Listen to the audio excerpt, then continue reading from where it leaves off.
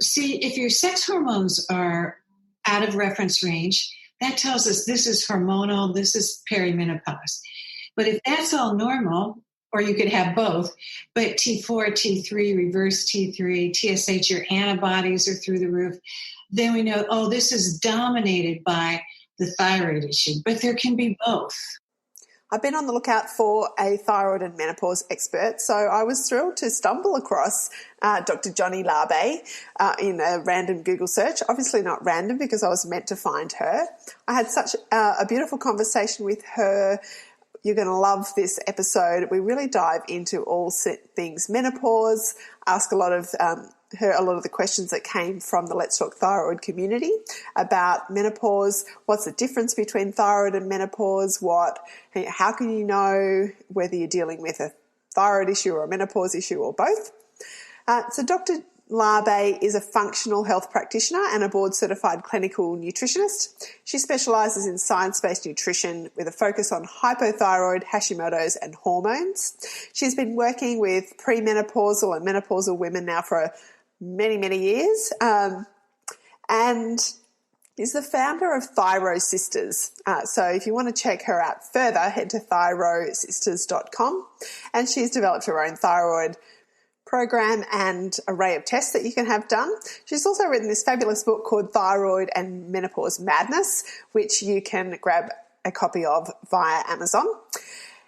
And it's a really enjoyable read. She writes like she's speaking. She's warm and friendly, loads of information about nutrition and supplements and herbs.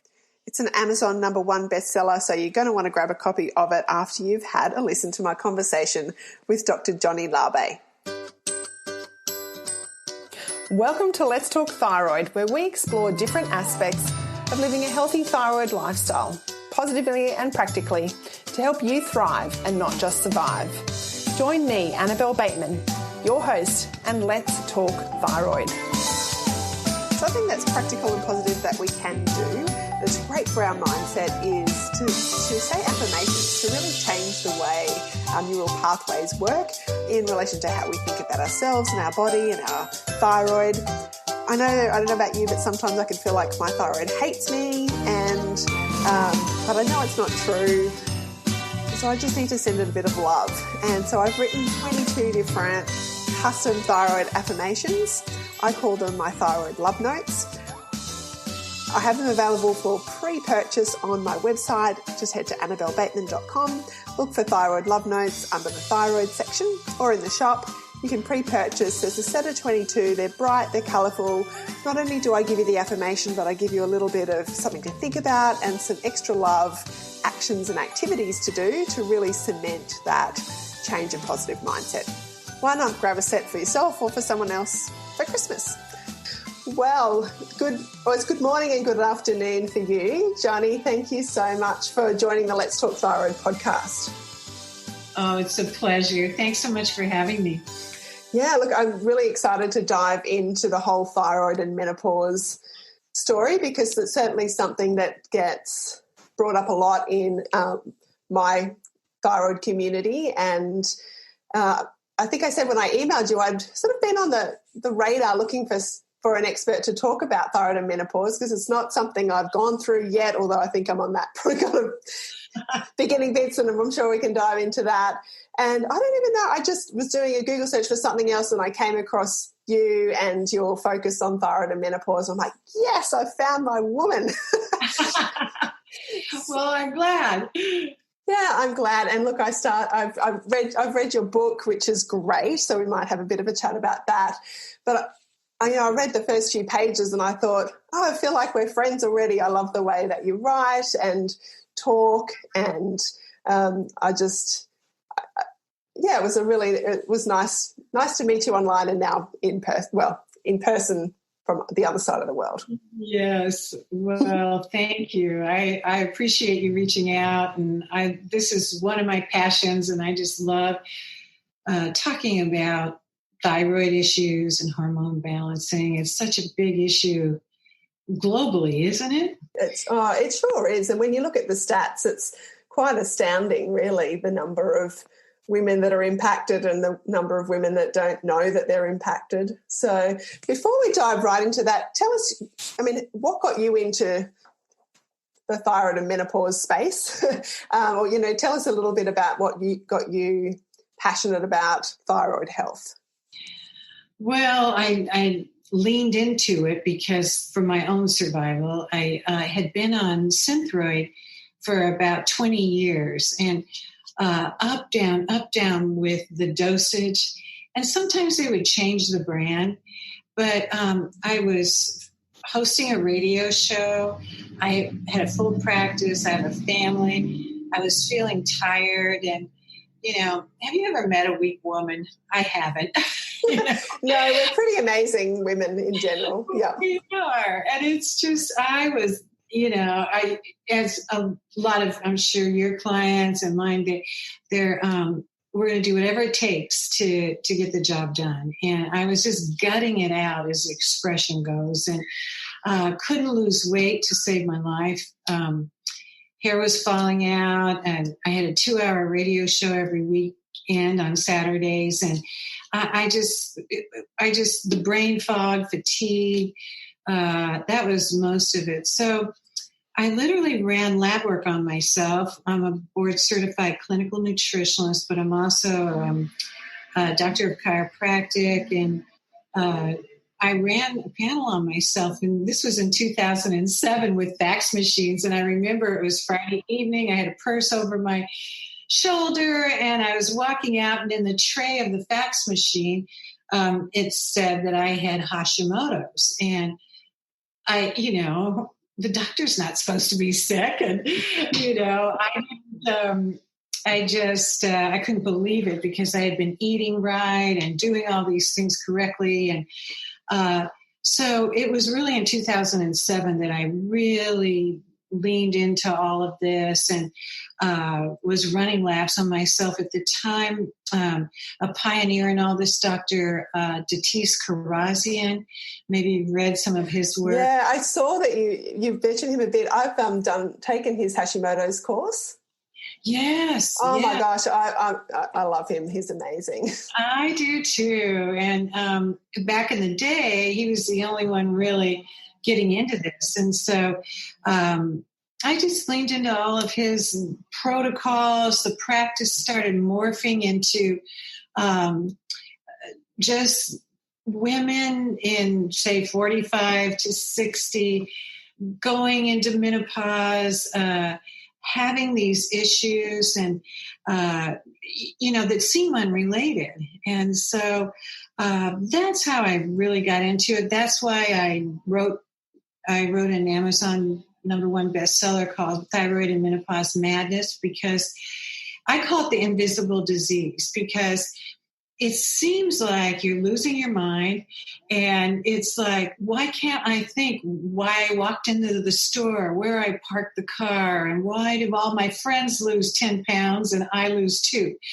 And so that's what caused me to really lean into this, and it's my happy space. And so I think when you know that you've benefited from certain things, it's hard to not want to share that really with other people. Isn't that true?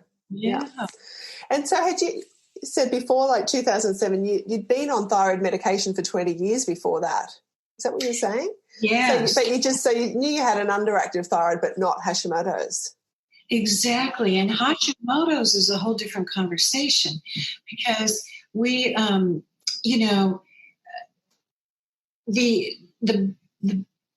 we take a synthetic thyroid medication, our body, in an effort to serve us, starts inflaming against it. Operative word, inflammation. And so we think we're doing everything right. I'm taking my medication. I'm trying to work out and eat right. But then we realize that, everything that we need to do is to decrease inflammation. The food we put in our mouth, even synthetic thyroid medication. So I moved from Synthroid over to Armour, and I see, really, Annabelle, there's over 22 different biochemical pathways that are modulating our thyroids. And so I created a lab panel, and I have a national contract all over the U.S. where I can send you in to have this blood work drawn so that we can get the root cause of, in your case, is it because you've got a low-grade infection? Or do you have fatty liver? Or are you in adrenal fatigue? Or do you have leaky gut?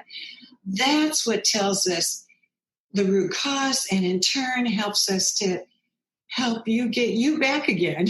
Yeah, I think you're digging into that root cause is so important, isn't it? Otherwise, you're just masking all the symptoms. Yes, exactly. Yeah. And so that's led to your your experience has led to your passion to wanting to help others, and your business, your website's called Thyro Sisters, which I love. So tell what's the heart behind Thyro Sisters? Yes, well, as I was talking, I do consults all over the country, and as I was talking to women, it just became like a sisterhood, because we're struggling with the same things, and we're all trying to do our best to go forward, and we're doing what we're told to do, which is take our thyroid medication. But if it turns out we have Hashimoto's, and thyroid medication is great with what I call just plain vanilla low thyroid. But does anyone have that? I haven't worked that out. Yeah, here and there, But that's why it's so important to find out what your T3 is, what your T4 is, reverse T3, these type of things. So that's why I got into Thyro Sisters, is thyroid, and we are a sisterhood. We're contending with the same things, and it's less daunting when we know, okay, we have a community that really can relate, to the struggles that we go through, and the frustrations of going, oh, you're fine, you just need antidepressants. Yeah. I mean, I get messages all the time, as you would, saying, oh, I thought I was all alone, or now I feel like I'm connected, now I've got some support. So that there is something about that sisterhood of supporting each other. So I think I love the name. So. Well, thank you. So let's dive right into thyroid and menopause. I mean, we've got lots of questions, and I've got lots of questions that have come from my thyroid community too. Some really great questions. I think they're good ones. But let's just set the scene. Like, what is there a connection between thyroid and menopause? What is it? How do they connect? Great question. It seemed, as I mentioned, there's 22 different biochemical pathways. And as we enter peri-menopause or menopause, one of them is your sex hormones, progesterone, estrogen, testosterone, which is produced predominantly in the liver as we're going through this. So there is a neurological biochemical connection between the thyroid and the liver.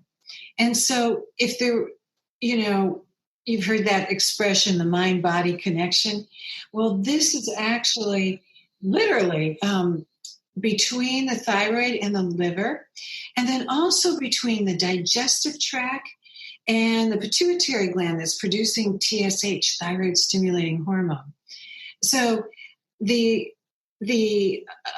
used to think that neurotransmitters like the feel-good, happy hormone like serotonin, I thought that was produced in the brain, and to some degree it is, but most of it's produced in the digestive tract and then transferred up to the frontal part of your brain where our emotions are, right next door to the pituitary gland that's producing this TSH and signaling to the thyroid. So the connection is predominantly the liver and the gut, the digestive tract.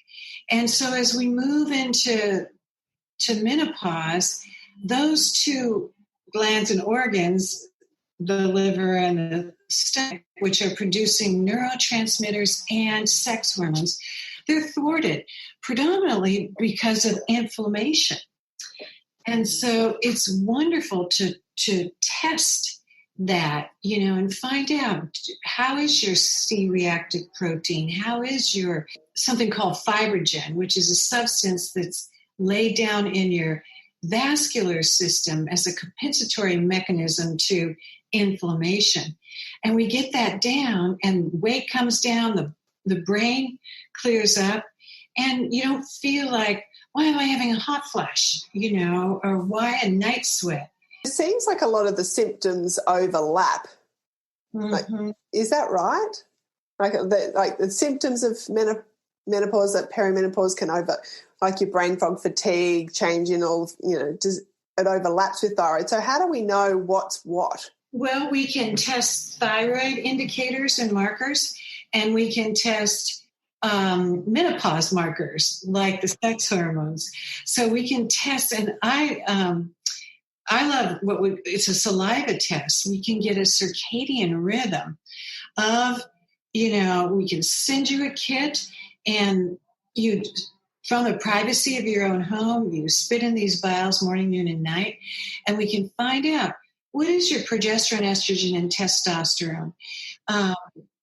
Not only what is it, but what is it morning, noon, and night, and how does that dance with your sex hormones morning, noon, and night.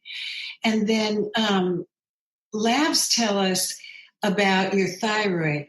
See, if your sex hormones are out of reference range, that tells us this is hormonal, this is peri-menopause. But if that's all normal, or you could have both, but T4, T3, reverse T3, TSH, your antibodies are through the roof, then we know, this is dominated by the thyroid issue. But there can be both, Well, I guess ultimately those of us that have already got Hashimoto's or thyroid issues are going to go through, so we don't get to escape it either. So I suppose that, I think that maybe the way I see it, and correct me if I'm wrong, is you've got some people that maybe have no idea that they've had a thyroid problem, hit that perimenopausal sort of age and start getting all the different symptoms. And so then really important to pull out, is it a thyroid issue? Is it a hormonal imbalance, or both? Is that right? Exactly. Because then we're getting to the root cause of the problem, and then we can address through science-based nutrition, why work on sex hormones, or like progesterone being too low or testosterone being too high, when the problem is really that you have Hashimoto's or not enough T3. So there's the beauty in testing instead of guessing. Yeah, and I suppose that's where it's so important to work with someone that knows what they're doing. Mm-hmm. Exactly. Yeah, finding a good integrative doctor, working with someone like you. I mean, here in Australia, we often will recommend people see maybe a naturopath, who, if they can't find a doctor that fully understands the intricacies of thyroid health. We can send a list of all the lab work to, Australia, so that. Oh, that's interesting. Okay. Yeah, and then that can be taken to the doctor, and one can see if your doctor will run it. Oh, I see the list of the labs and see if we can get them done here.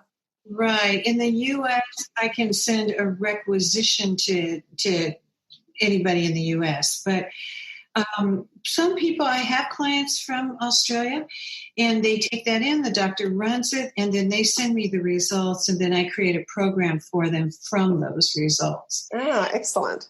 Well, that's good. And so, look, certainly I'll put links to all of, Thyro Sisters, and I know you've got links there to your different tests and things. So regardless of wherever you're listening from around the world, and I would say generally, I mean, looking at my stats, we've got the bulk would be Australia and the US, and we've got people from other parts. Maybe this leads on from that discussion then about how do we separate that out. So I'm 46, have had Hashimoto's for 20-something, probably longer years. I was diagnosed at 23, not yet perimenopausal, but obviously heading towards that part of my life. So what, for someone like me, I already know I have thyroid issues. I'm already managing it, well, I think reasonably well, as we do in this up and down rocky road that we live. What should someone in my situation be on the lookout for, or how do we maybe minimise the impact or potential impact of that stage of life? What can we do to prepare? What would you say to someone in my type of situation? First thing I would suggest is to get a full workup of the lay of the land. What's going on? Not only with your sex hormones, but your neurotransmitters and your cortisol, which comes from your adrenal glands, because the biggest symptom that you probably hear too is fatigue and tired. And so we want to cross all our T's and dot all our I's and find out, is your fatigue due to this hormonal imbalance that's coming? Or is this things to look out for would just be, I don't feel terrible, but I intuitively don't feel like myself again. And I still work out, but not like I used to, or things that I used to really enjoy, I could care less about now, and just lost my motivation, my mojo. And so those are things that are just subtle, and we don't want to maladapt to them. And so it's when you feel like, oh, why am I complaining? My life is good. But it feels like my hair's falling out and I just don't have that. Those are the things to look at. In fact, I have it's an acronym for the symptoms of Hashimoto's or low thyroid. And it's called fatigue, since that's what we always hear. And the word inflammation, INFL, the F in inflammation is the F in fatigue. And then the next big symptom that we hear all over the country, so these are things to look out for, is inability to lose weight, even on a low-calorie diet. The big secret behind that, Annabelle, is getting the inflammation down, and the weight comes down from there. No libido, just not only sexually, but just not caring about a beautiful sunset or art or getting together with friends, just no oomph for life.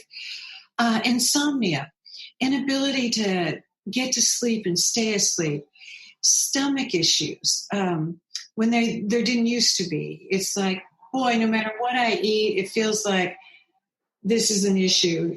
Hair loss, heart palpitations, just being exhausted, and dry eyes, like dry everything, dry everything is all dried up. Right. The Mojave Desert down there, That's right. It's just dry.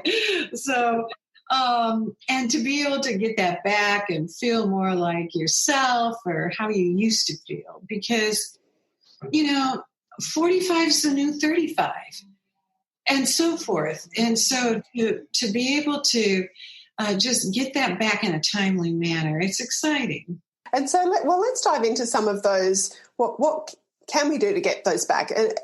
And so, if we're noticing those little subtle changes, I like what you're saying.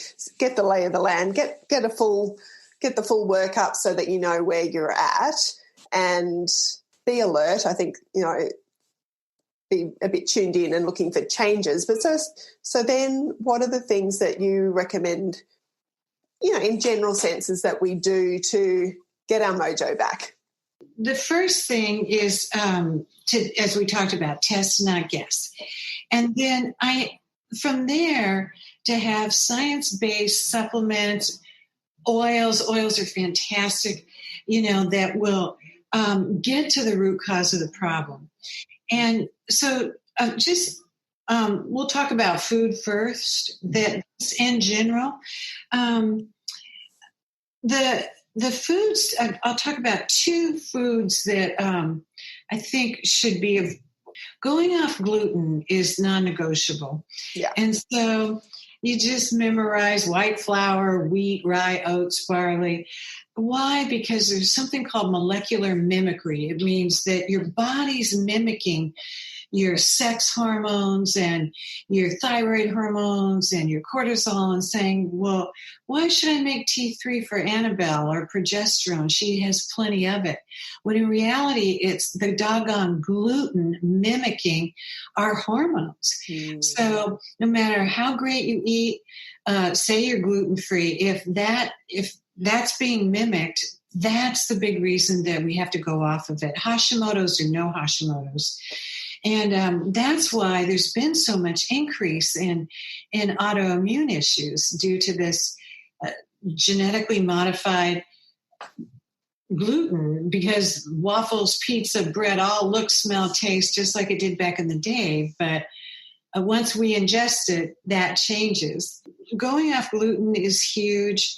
The other kind of controversial thing is when people, sometimes healthcare providers feel like, oh, you have low thyroid or Hashimoto's, let's get you on iodine.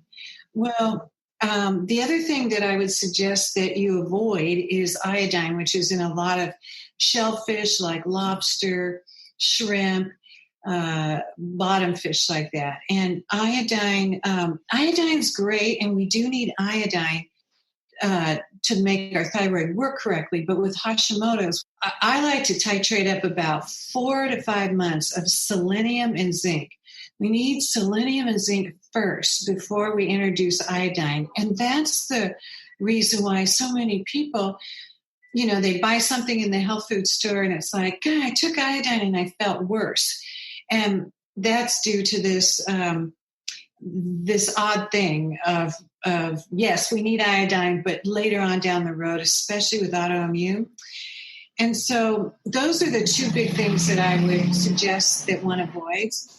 And then things to eat, like speaking of selenium, Brazil nuts are high in selenium, and avocados. They're organic avocados. The regular avocados are chock full of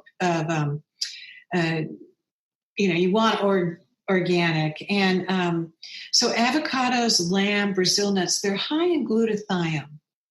And glutathione is the largest antioxidant that normally your body produces. But with Hashimoto's, it's not being produced out of the Krebs cycle.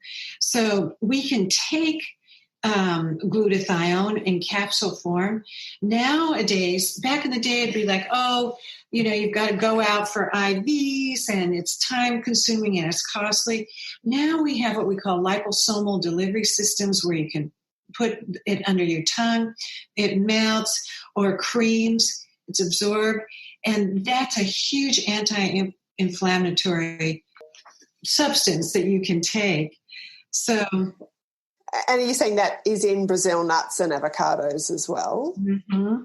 Yes, and lamb. So, and lamb. Okay. Oh, well, that's good for us. Australian lamb. That's right. Yeah, Australians and New Zealanders should be happy about that. And my parents-in-law own an avocado farm, so I'm pretty. Perfect. That's great. So we just need to sort out the Brazil nuts, and we're good to go. There you go. You go. Okay, so food really a big, definitely a big thing. And is that this? I mean, would you say that's across the board for thyroid health? Does that change during that peri-menopause, menopause period, or is that it's just good for thyroid all the time? I would do that all the time, but especially if you've been trying and you're hitting a plateau and you can't, I would up selenium. You can take selenium capsules, not over 250 micrograms, but, and Brazil nuts, as long as the soil is full of selenium. If the soil's been depleted, then we don't get quite that. But there's been some great studies about selenium, Brazil nuts. It only takes about 3 or 4. The good fat in raw Brazil nuts, fat burns fat. And so that's just a great, easy snack, and it's helping with that conversion from T4 to T3. Yeah, that's a pretty practical tip, isn't it? Sometimes it's good when we've just got tangible things, right? Eating 3 or 4 Brazil nuts a day sounds like a doable thing to me. Sure. Yeah. And that's often what we need to do, isn't it? Build these things into our normal everyday lifestyle, or it becomes a bit overwhelming. That's right. Yeah, keep it simple as much as possible. And one of the things I enjoyed with reading your book is, it's peppered with lots of practical tips, lots and lots of really doable things. Thank you. You've certainly made it practical, and I think that's really helpful. Thank you.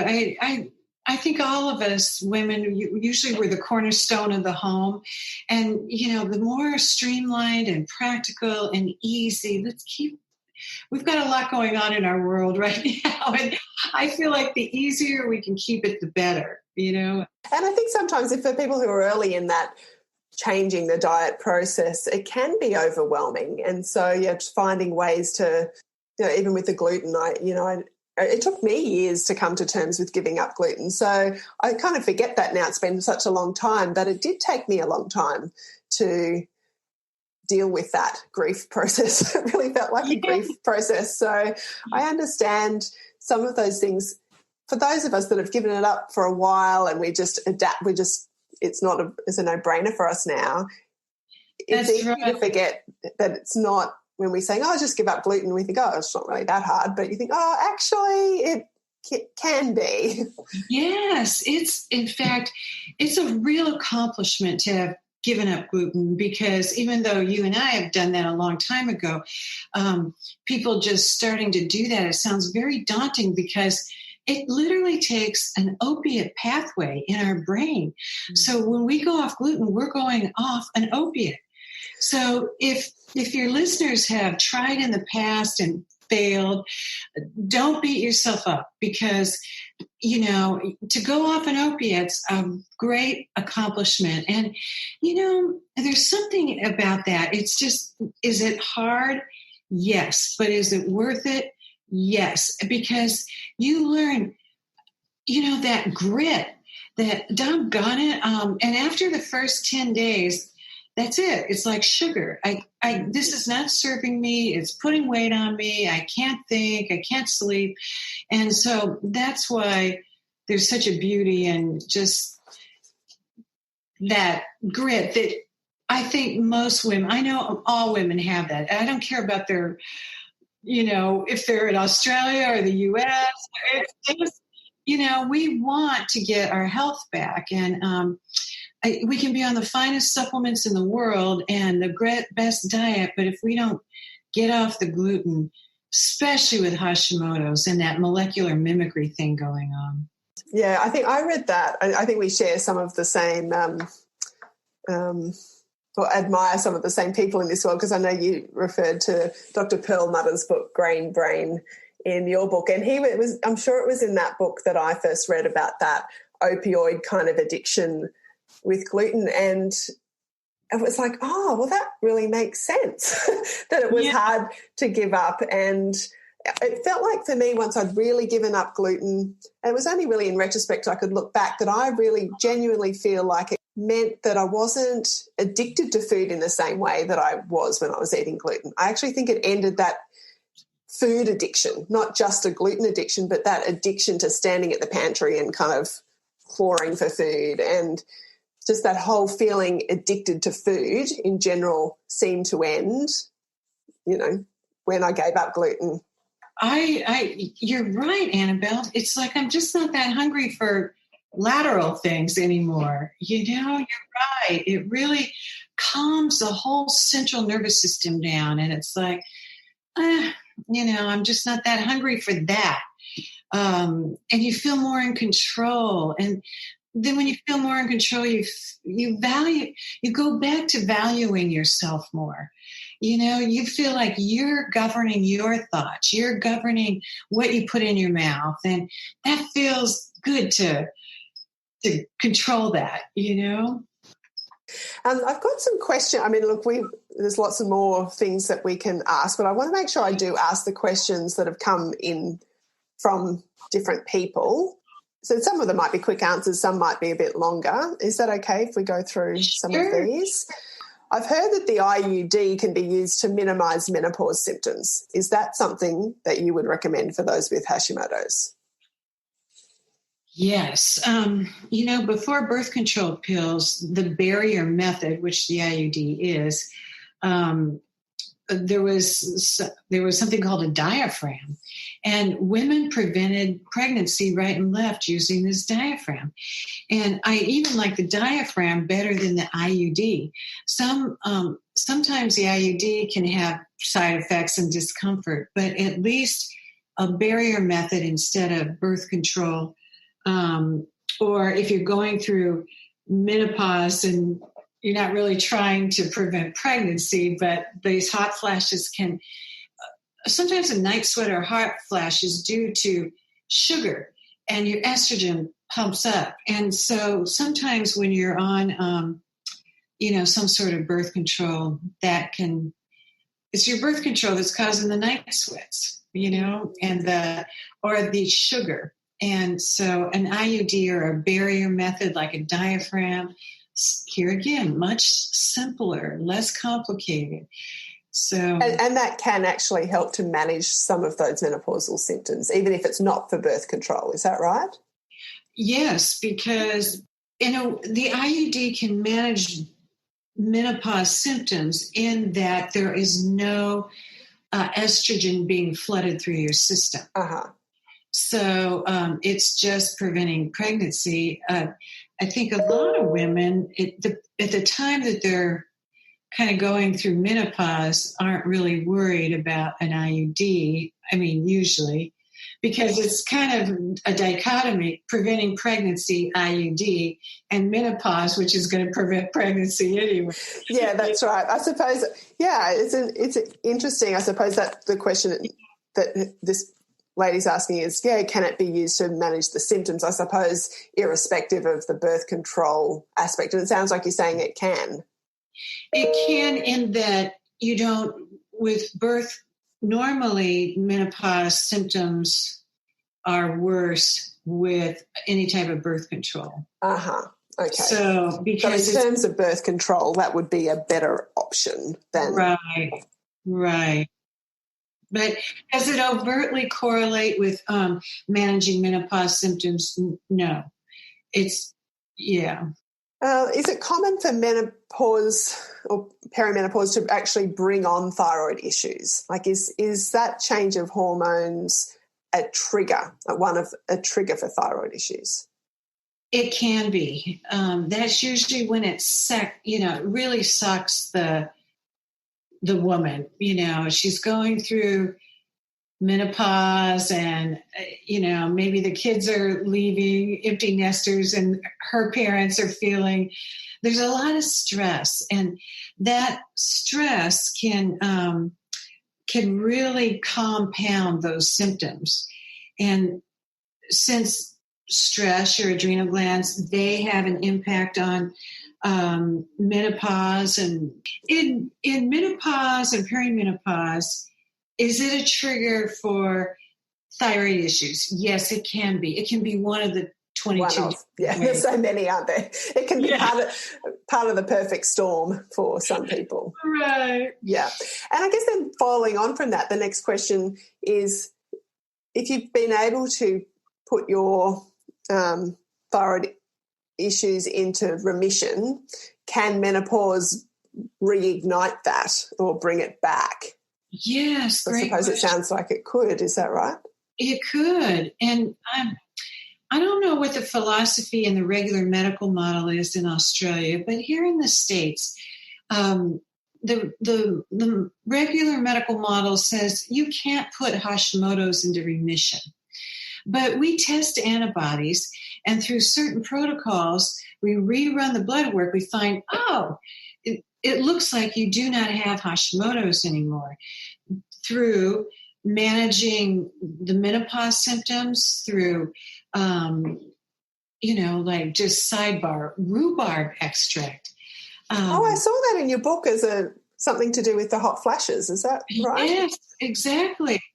And so rhubarb extract will help with, and if you Google rhubarb and hot flashes, a plethora of clinical trials will come up. Okay. And there's, so that's one thing that will really help to reduce that. And so that will reduce a menopausal symptom. But that in turn usually comes because there's a history of thyroid issues, low thyroid. So while that'll help the night sweats, there's other things that we can do to help with the T3 and thyroid and things like that. So the next question is, if you're not going down the HRT, the hormone replacement therapy route, what's the best way to prevent osteoporosis naturally? I would suggest that they get their, on blood work, you could get your magnesium tested. And so many thyroid people don't have enough magnesium or vitamin D. And calcium and potassium are usually on a normal panel, but we've added vitamin D, magnesium, and then 7 different thyroid, because thyroid does play a big part in osteoporosis. And so having your thyroid managed, which it's a whole different conversation if you just have plain vanilla low thyroid versus Hashimoto's. To manage it, the best way is to test for vitamin D, magnesium, calcium, and then all of the markers on a thyroid panel, including your antibodies. So again, it comes back to the know exactly where your body is at and supplement for that. Exactly. If you're deficient. Exactly. And to find out, why are you deficient? Is it because you're not absorbing anything through the digestive tract, leading to leaky gut and inflammation? Or is it because you have a low-grade infection? And if so, we want to get rid of that low-grade infection. So those are the kind of things we really want to hone in on.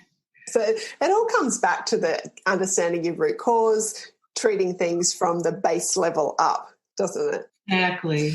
And we need to be working with someone who knows what they're doing to do that. I imagine that's a fairly hard thing to manage on your own. Yes, it is, because it's great to be able to pull it all together.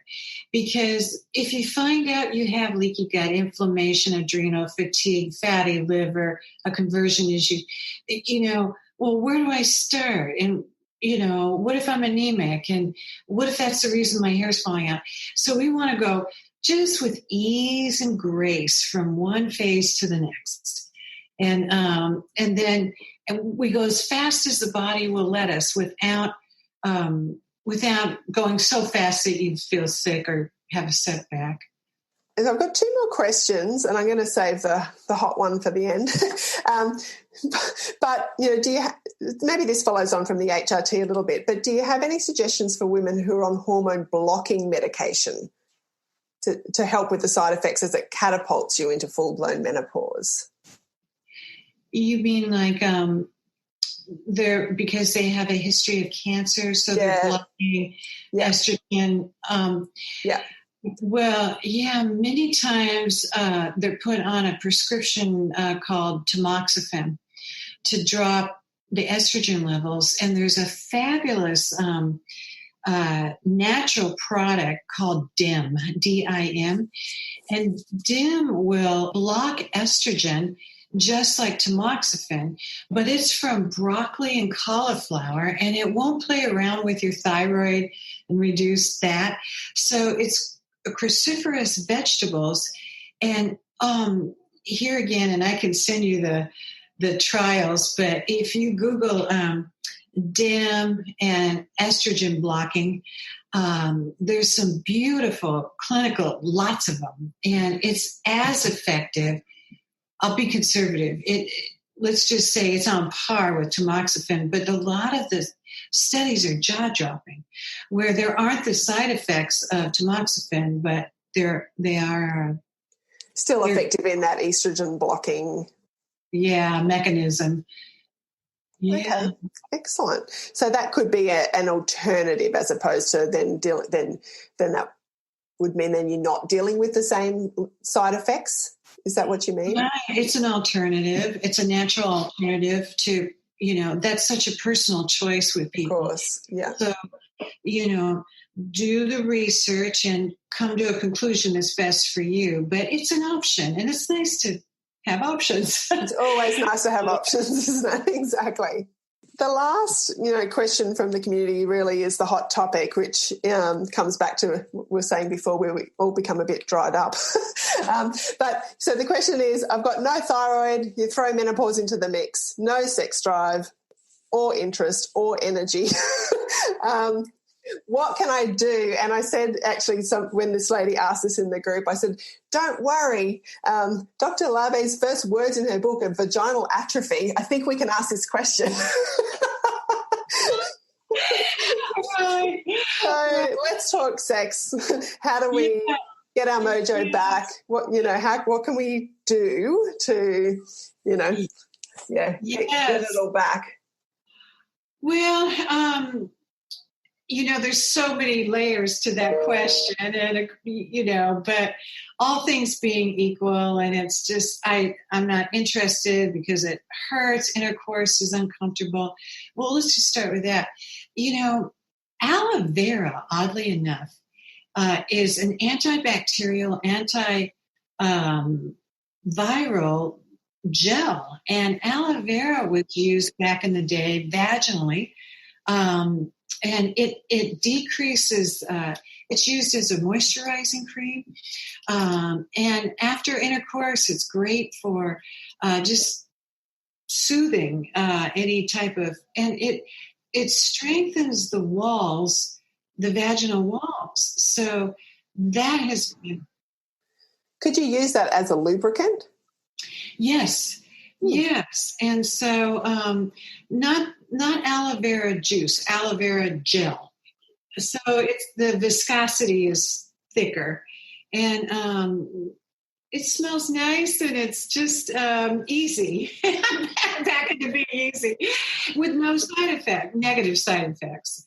There's actually, it's from the company Designs for Health, and they have a product called Libido Lift for men and women.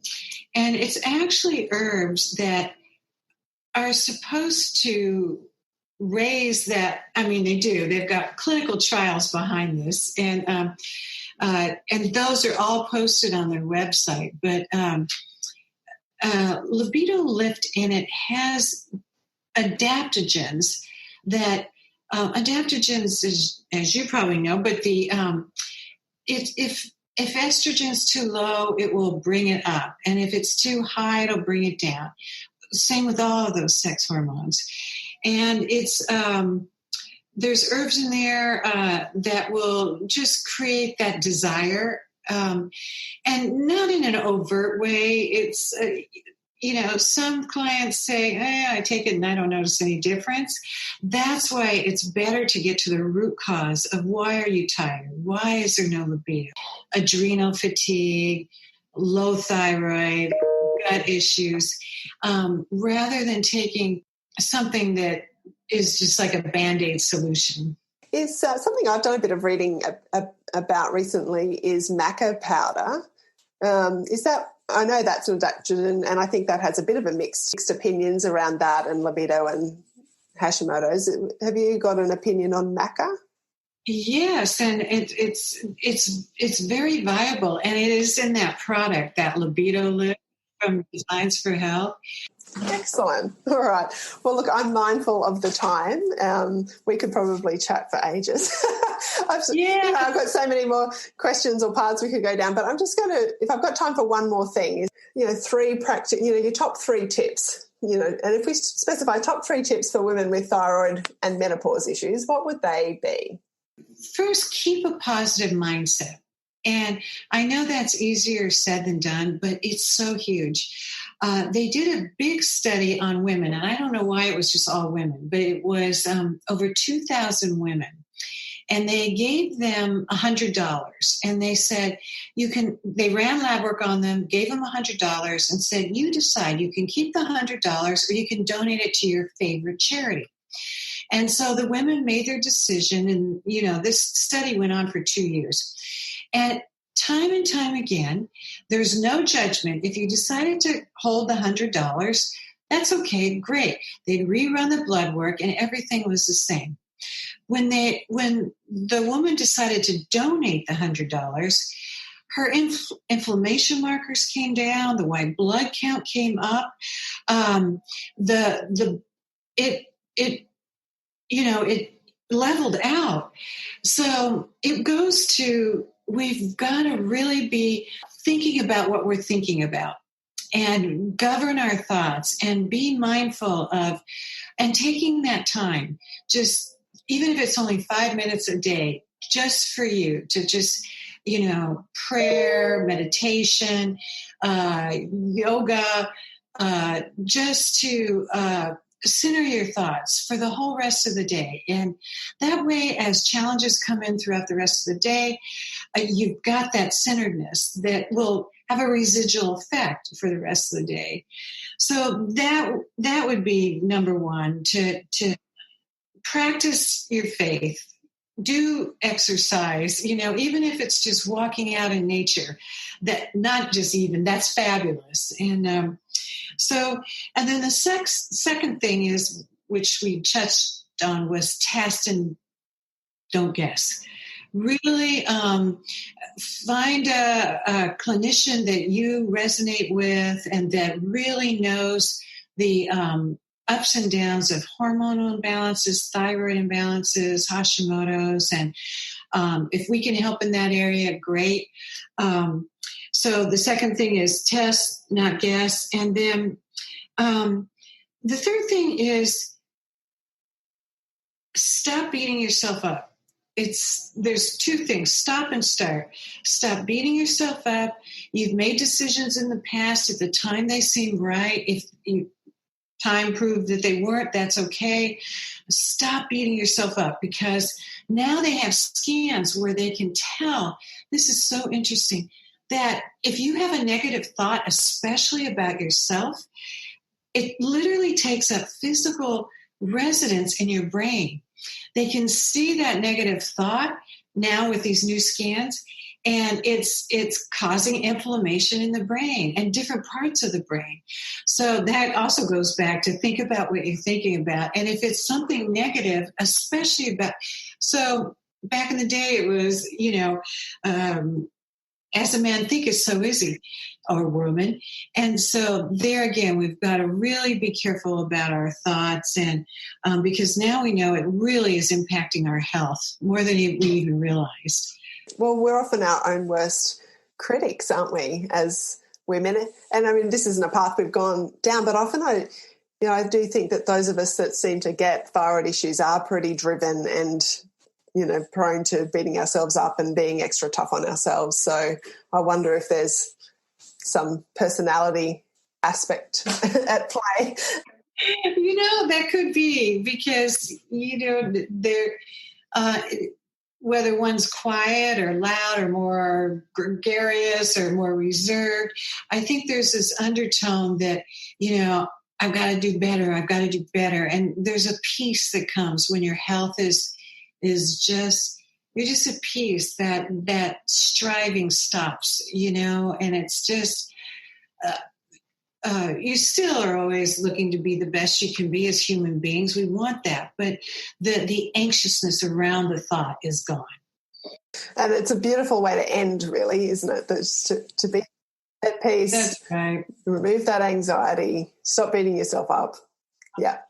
I think they're 3 fabulous tips. So thank you. And thank you so much, Joni, for all of your wisdom, your insight, your practical tips, your beautiful, kind nature towards it, towards sharing, with us all. So I really want to thank you for your time and the input that you've had into all of us, me and all of our listeners today. Oh, it's my pleasure. Thanks for having me, Annabelle. Did you know that one of the things that I offer is a free 30-minute strategy session? So if you want the opportunity to sit down with me, talk about your health goals and make a plan, create some action steps, or just talk things through with someone who gets it, then more than happy for you to book in for a strategy session. I'll put the link to that in the show notes. Send me a message and I'd love to connect with you. Thank you so much for listening to this episode of Let's Talk Thyroid. I would love it if you would subscribe to the podcast and share it with others that you know with thyroid problems. Let's get the message out there. If you'd like to connect with me further, the best place to do that is via my website, annabellebateman.com. From there, you'll be able to join my Facebook group, book a strategy session with me, download my freebie, and access any show notes for this episode. Thank you so much, and I'll see you next time. Bye. The information presented and discussed in this podcast is not intended to diagnose, treat, cure, or prevent any disease and should not be used as a substitute for proper advice from a qualified professional.